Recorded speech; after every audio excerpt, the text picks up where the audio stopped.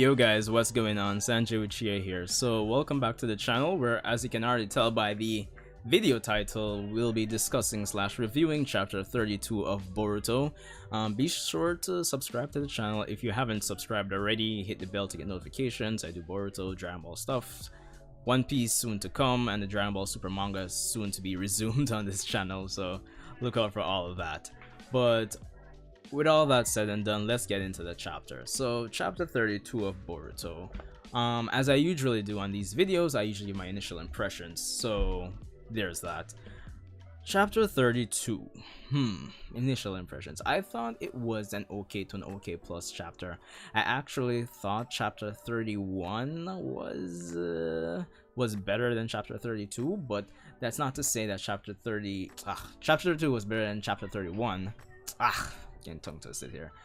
Chapter 31 was better than chapter 32, but that's not to say chapter 32 was a bad chapter. However, I can see why people would be complaining about chapter 32, and I'll get into that as I go along, because the problems I had with this chapter and the problem I see a lot of people having with this chapter is a problem or a concern that I've had and I've mentioned in, I think, my review last month as well. Yes, I think I did mention it, but I'll get into that as I go along. So let's kind of get into the nitty-gritty of the different sections of this chapter. So for those of you who haven't read the chapter already, this chapter continues the battle against with Naruto versus Delta from Kara, as Naruto struggles to get an opening or land a conclusive or deciding blow on her, all while protecting Kawaki, Boruto, and his daughter Himawari. That's the basic premise of the chapter in a nutshell. The chapter starts off where we left off, of course, with Naruto and Delta exchanging in a taijutsu exchange, essentially, with Delta's like crazy enough being able to keep up with Naruto. Now, I've expressed this concern, or this, I guess you could call it concern, this slight nitpick of mine in the previous chapter, with the fact that Delta, this character that was using ninja tech, is able to compete hand to hand with Naruto, who's way stronger than he was in the past. He's using his 6 pass tail beast sage mode, so 6 pass plus tail beast mode, and we saw that give even 10 tails Madara a problem. So it's crazy to think that just it's more of like, objectively speaking, I've also mentioned this as well, in the sense that we don't know the full context of what went into the ninja tech that was used to enhance the Kara members. For all we know, it could have been a combination of some alien tech, some Otsutsuki tech, or some technology or base materials from a next dimension, in combination with the information that was stolen from Konoha, from what was the name, Katasuke. Yeah, it could be that. We don't know the full story, but that's the objective stance. And if we don't get more context on what went into this ninja tech that Kara uses, then fine, then we can hold that against the chapter. But that's just objectively speaking. But subjectively speaking, personally speaking, it still feels hard to be watching this character in this new age with just ninja tech going up against Naruto. And it's especially true for those of us who are watching or reading from Naruto into this new era. So that's my stance on Delta being able to keep up with Naruto hand to hand.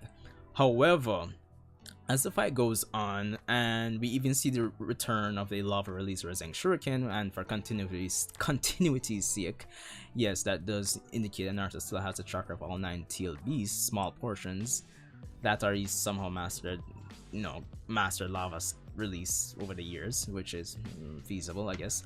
But it is what it is. They don't go into detail into that. I'm just reading into that too much there. But yeah, so the fight goes on. Delta's getting some good shots on Naruto. Naruto's hitting her back. They're kind of going back and forth, so that kind of like a dance, like Kawaki mentions in this chapter.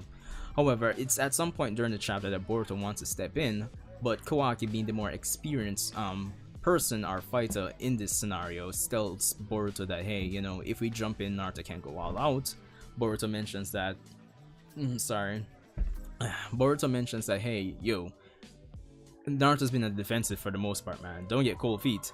And it's at this point Kawaki mentions that, yo, you really are naive. Naruto is essentially balancing two things in this fight. Balancing protecting them and leading the fight away from them, all while trying to exhaust Delta and create an opening to use a ninjutsu that she won't have the opportunity to absorb. And it's from that that Kawaki deduces that Naruto's true strength compared to Delta, Naruto is far above Delta, is what Kawaki essentially states in this chapter. And I like that. I like that they put that essentially because we, as I mentioned just a while ago, we have our concerns with this person just coming in and competing with Naruto at this point, honestly. And it's good that they dropped that line there because honestly, if they hadn't, it would be something that's stuck in our head for the most of this chapter, or even something that we'll remember that one fight Naruto had that he should have easily been able to, you know, just finish. But yeah, it is what it is.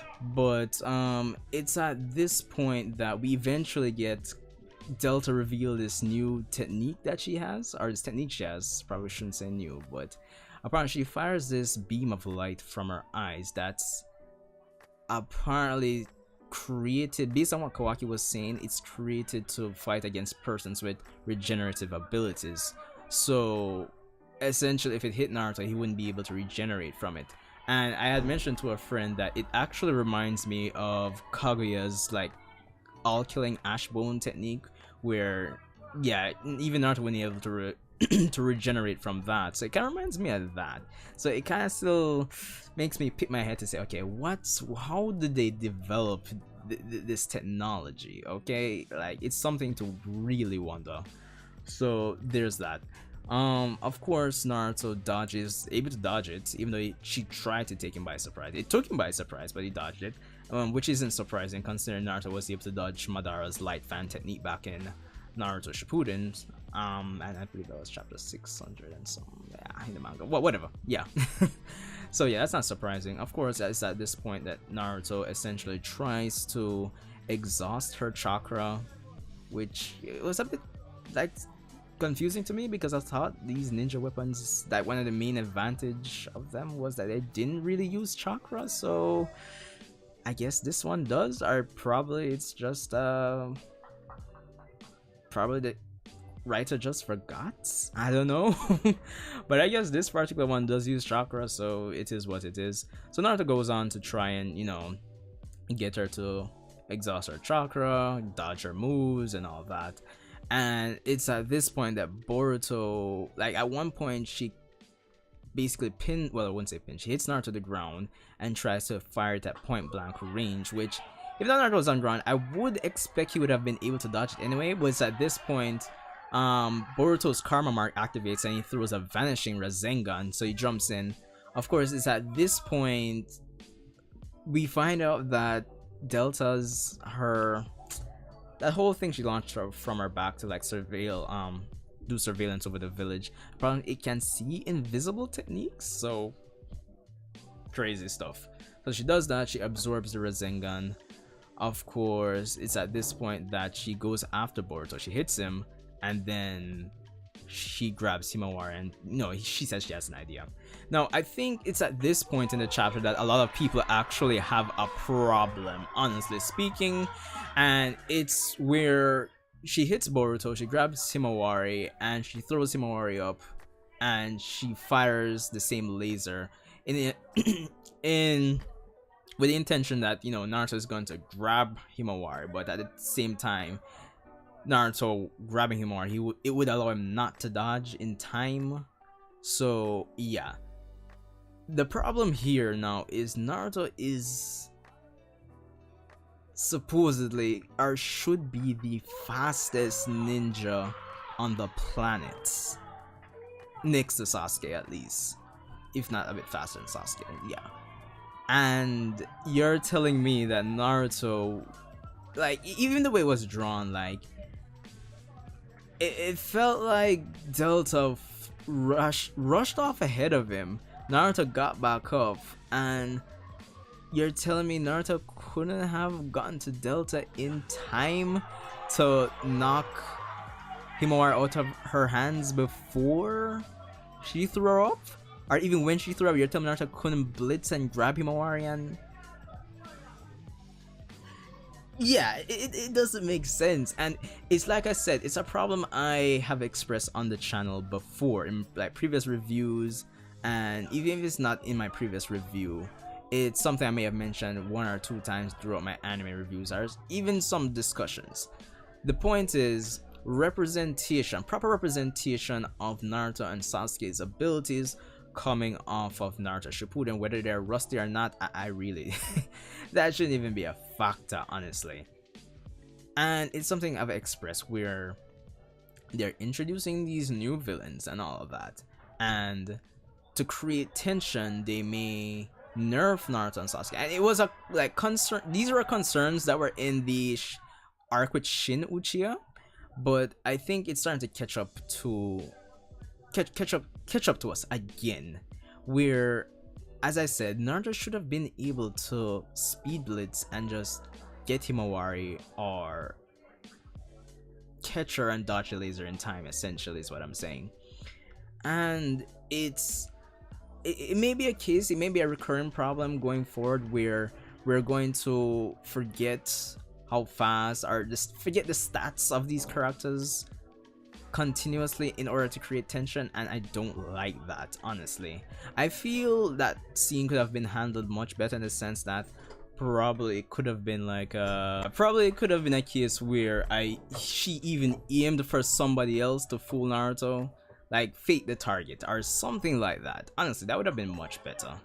But anyway, to continue, Kawaki jumps into the way and essentially takes the blast for Naruto and Himawari, blowing his arm off. Of course, he drops to the ground. Everyone's surprised he'd do that for Naruto and Himawari. And it's at this point that Boruto says, okay, it's my fault. And Kawaki says that, yo, if it's okay, because even if it was a case that Naruto got hit, it would have been over for all of them anyway. So saving Naruto was priority. So I can give props to Kawaki in this chapter. And that's basically where the chapter ends. All in all, as I said, it was an okay plus chapter. I wouldn't necessarily call it bad. The main problems are the debatable thing with the ninja tool, the ninja tool technique that Delta used, which, you know, it probably shouldn't have been using chakra, or probably it's a case where well, based on this chapter it does use chakra, but you know, a little confusion there, a little thing that goes against what was previously established with the ninja tools. But I guess that particular one does use chakra, so it is what it is. That, and the major one this chapter, of course, being the representation of Naruto's speed, or what he should have been able to do with his speed, being the biggest flaw with this chapter, I'd say. But all in all, I don't think that makes the chapter necessarily bad. Yeah, I don't think it makes the chapter necessarily bad.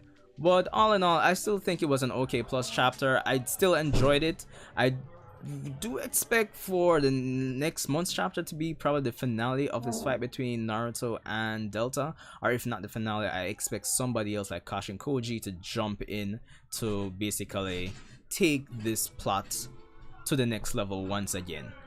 But all in all, let me know what you guys thought about the chapter. I thought, as I said, I thought it was okay plus. Wasn't bad at all. I enjoyed it.